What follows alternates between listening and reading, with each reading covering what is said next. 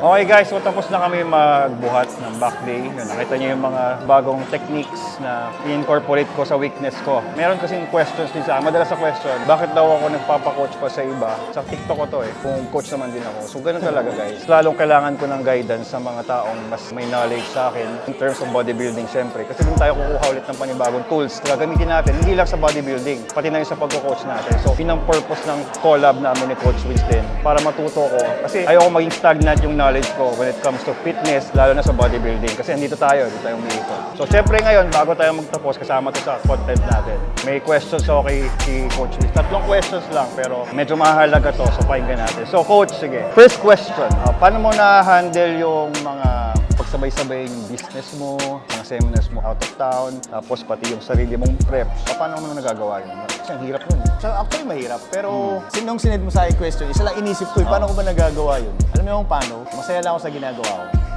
Since day one. Siguro para magawa nyo to, kailangan hindi nyo siya iisipin na way na business, hindi mo siya iisipin na ito yung hanap buhay ko. Kumbaga, ito yung gasgas na yung word na to, ito yung passion.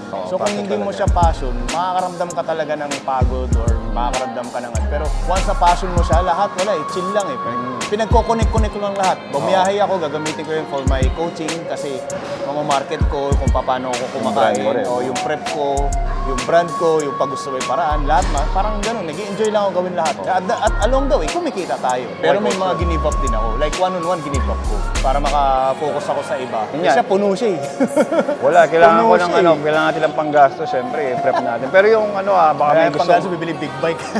Hindi, wala na yun. Parang ko yun, luho lang na mga gamit. Kasali yan. Tsaka yun nga guys, yung mga gusto mag-sponsor sa amin, welcome pa rin sa atin yan. Baka inisip nyo kasi marami kaming pera, hindi totoo yun.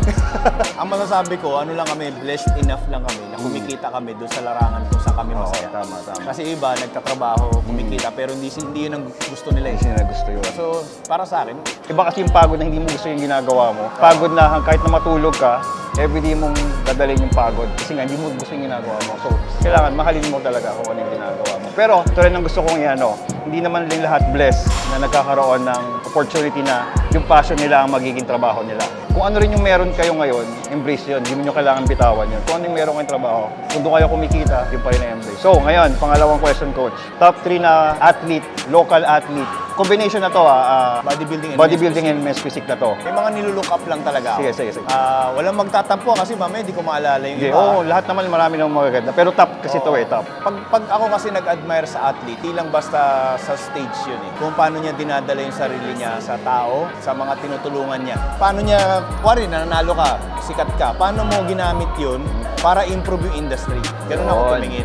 Okay, siyempre number 1 ko dyan, hindi mawawala si Master Dondon. Master Dondon, hindi lang yan tulad namin na mas-social media kasi nung panahon niya, hindi yan mas-social media. Pero so, pag in-approach mo yan, para kang aakuing anak. Yun ang masasabi ko kay Master. As in, tapos ang dami matututunan, old school kasi. Pero yung paano kanya akuin. Walang bayad walang kapalit. Siyempre ikaw mahihiya ka naman, pero malaki yung impact niya sa amin. Kami yung mga sumunod sa kanya kay Master. Malaki yung naging impact niya sa amin in terms sa paano i-handle yung sarili. Si Master Dondon, pang ilan mo siya?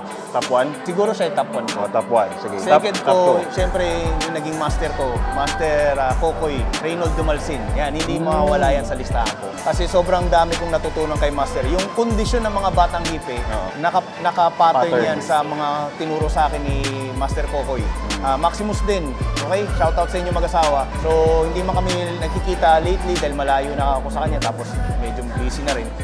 Yung respeto ko andyan lagi sa'yo yan. Okay? Sa season, yung mga athletes ngayon, yan ang mahirap sagutin.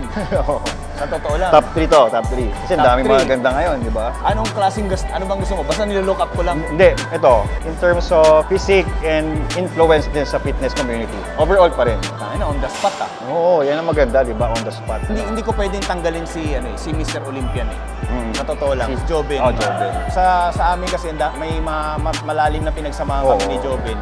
Maaring hindi kami siguro may mga issues na hindi kami sang-ayon, parehas, magkaiba kami. Pero like yung respeto ko and yung paghanga ko sa kasi si Jobin nakilala ko nung walang-wala Nakatira lang yan sa isang bed spacer doon sa Anonas. Ako yung coach niya noon, magkakasama kami dati. Kumbaga, nakita ko yung hard work niya and yung potential talaga, dedication niya. Kung as an athlete, siya yung gifted ng physique at the same time na maximize niya. Okay, then syempre na-handle din naman yung in terms naman sa success niya. Oo. Naintindihan ko na may bata. Hindi kayo may bahay. Baga, yun yung sa mga ko, para sa akin, Pride number mo rin. one. No? Oo. Saka siyempre, kung in a way, naging part ka rin ng journey niya. Saka ngayon, knowing na si Joven siya, siyempre, icon talaga. Siya ang icon natin sa men's physique. So, talaga yun yung top 1 na siya. Look, moving forward, basta yan, mahal ko yan. Joven, si Ken Hanauka, yan. Kahit hindi na kami magkakasama ng team. Speaking of Ken Hanauka, siya number 2 ko. Siya number 2. Oo, kasi dahil mas bata siya sa akin, mas manipis na yung buhok niya. Yun lang yun, wala nang ibang dahilan, Ken Hanauka. Yun lang talaga, kaya idol kita. Pero sobrang solid din yan tingin si Ken. Si Ken talaga, isa rin yan sa mga top ko rin. Siyempre yan, yung mga Marami, masyadong konti yung top 3. Oo, pero ito talaga yung mas, ito yung talagang, kasi hindi ka naman Cream of pwede the crop mo? Oo, mahirap ka talaga. Sino yung top 3 natin? Titingin ako sa Batang Hipe, baka magtampo naman. Oo, siyempre, kailangan sarili mo rin. In terms of future sa competition, para sa akin, sa Batang Hipe, combine ko yung work ethic niya. Hindi lang siya katulad namin na loud sa social media. Pero kung masubaybayan niyo yung mga pinanggalingan, tsaka yung potential na maging pro, at kung ano yung ginagawa niya sa sarili niya ngayon, through fitness, ano na siya ngayon, number 1, si Aquaman ng Pilipinas, ang kauling, number 1, idol ko yan. Talaga si Tahimik lang yan. Si Roy. Si Marvin Roy Bora. Okay. Tahimik lang yan. Medyo pagdating sa usapang babae, wag na natin isali. Kasi talagang bagsak eh. Ha? Laglagan tayo. Yun na lang yung pagiging successful sa buhay, sa negosyo lahat, so solid ka. Kamabait yan na si Athletes Club. Pang-apat, Coach Legran. Alam mo yung bakit? Bakit ako? Alam mo bakit? Dahil vlog ko to. Hindi dahil magkasama tayo, hindi dahil sa vlog mo, hindi dahil natuturuan kita. Okay, sige. 2019 ka lang dumating sa mundo namin. Oo. Pero nasan ka na ngayon? Siguro, So, ibig sabihin Chamba. Pero ibig sabihin nun, may ginawa ka eh kung bakit na kumbaga niyakap mo kagad yung bagong way. Marami kasi old school na hindi nagpipivot. Totoo. Diba? Nagpivot ka eh. Tsaka ako rin. Admirable yung nagpipivot. Ako rin kasi kaya siguro, in a way, blessed ako na nakalungkot kasi minsan may mga nagsasabi rin na kailan ba naman na pumasok sa bodybuilding yan? Bakit? Anong karapatan niya para mag-judge? Anong karapatan? Kaya sila yung wala senso. Hindi ko naman kasalanan syempre yun na nagkakatiwalaan ako ng brands. Pero kasi ang pinattern ko rin, syempre, yung mga una kong nakasama rin, nakita ko sa industry. Gaya na sila Coach Win, sila Nico, sila Dindo, yung mga pag na talaga mababa yung loob mo or humble ka tapos align yung vision, Oo. yung hard work. Basta mahal mo yung ginagawa mo. Oo. Actually, talagang isa pa sa naging ko rin si Julius. Si Julius, Ay, di ba? isa pa yan. Sabi sa'yo, marami. Di ba si Julius din ang coach niya rin Julius. dati so yun din, same mindset nga, same circle. So yun ang naging ko. Si Julius, pattern yung ko rin. kamukha nung taga Mega Mall na coach. Sino nga yun? Sino yun? Yung kamukha mo yung Julius eh, di ba? Tanungin natin si Ming, baka i-post ni Ming. Ayun. Sige, game. Sa last na question na. Medyo baka maubos humaba itong vlog natin. So, ito na yung final question natin kay Coach Wins. Coach, ito na ba yung last competition mo since ang tagal mo na nagko-compete? Since ano ka ba nagko-compete? 2005. Oh, grabe. Non-stop tagal yun na. guys, bodybuilding pa ako noon. Bumigay na yung legs, so hindi na tulad ng dati, hindi nagre-response sa mga workout. Ngayon, kaya sabi ko, may men's physique naman. Ngayon, bumibigay na yung kaliwa ko, yung anterior, scientific yan. Oh, yun na.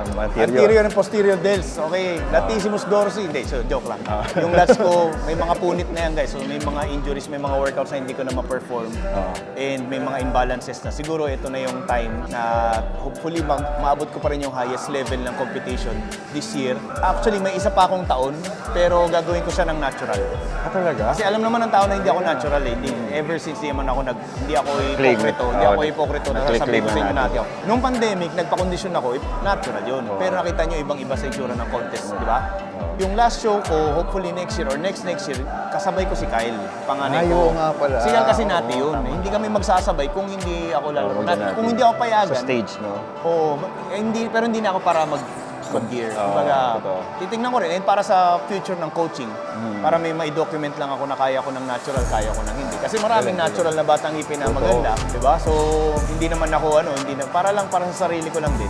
Yun siguro yung pinakalas. Pero hindi na high level yun. Mas exciting to kasi ngayong year, sobrang daming competition. Tapos yan, lalaro na naman si Coach Sobrang dami. Wins. Nakakatuwa. Kasi ako excited ako personally kasi nga, makakasama ko ulit sa stage. Same kami ng category ulit, yung masters Actually, naman. dami namin. Dami Namin masters. magkakakilala. Sana, Hindi ano lang kami. Marami tayong magkakakilala Oo. na magko-compete. Oo. Tsaka, yun nga lang. Gusto ko rin, Enjoyin lang namin ang yun. gusto ko rin i-promote. Kami, yun naman, isa naman ang ano namin ni Coach Wins na i-promote natin yung positivity sa fitness industry, lalo sa bodybuilding. Huwag tayong huwag na tayo nang maghilahan or huwag na tayong mag-anuhan pa, parinigan pa. So, ang kailangan is magtulungan tayo. Kung may mga issue pag-usapan, and huwag na natin palakihin. So, yun. Coach, meron ka bang ipopromote na mga seminars mo? Batang Hipe Classic, June 16. Oo nga pala, June 16. Yung mga hindi pa naka-enroll dyan.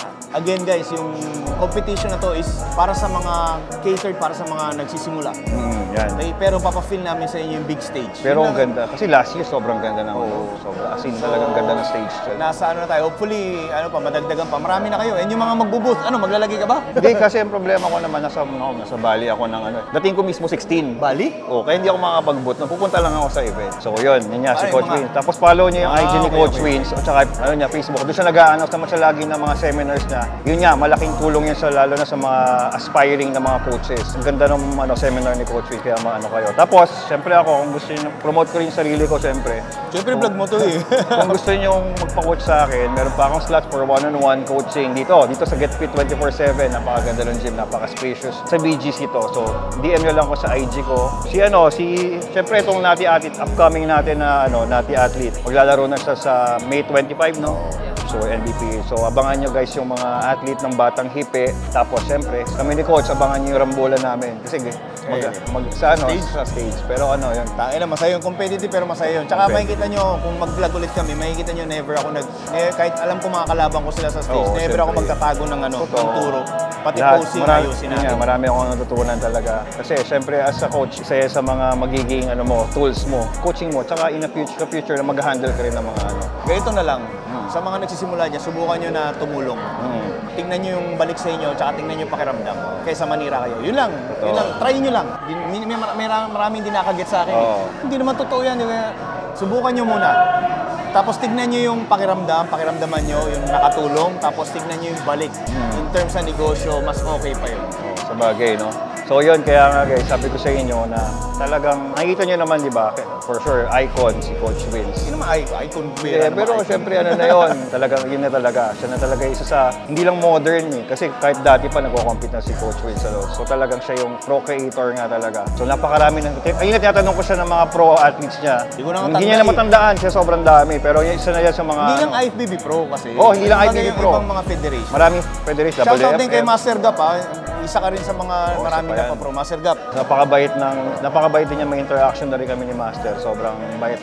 So yun guys, so napakahaba itong vlog natin. So salamat Solid ulit. na, solid. Salamat sa pagsunod. So thank you Coach Wins. Meron pa kaming ilang pang 13, weeks? 14 weeks out para sa 13 first show. yata, 13 weeks Then out. bahala na ko nung masagasaan doon na laban. Oo. Ito 4 weeks out. 4 weeks out siya. So follow nyo rin kasi Kasi syempre ano rin yan. mga embrace na rin niya yung fitness yung industry. Oo. Let's see. Tapos, Jordan. So ito na, magiging series na natin ng vlog to. Ito magiging pattern natin. Next time, mag-comment kayo kung sinong gusto nyo yung personality na natin, na iwawan naman natin or i-collab natin para Tama. question and answer din parang ganito. So napakaganda nito na mag-promote ng natin ng positivity sa bodybuilding. So kita-kits guys, salamat.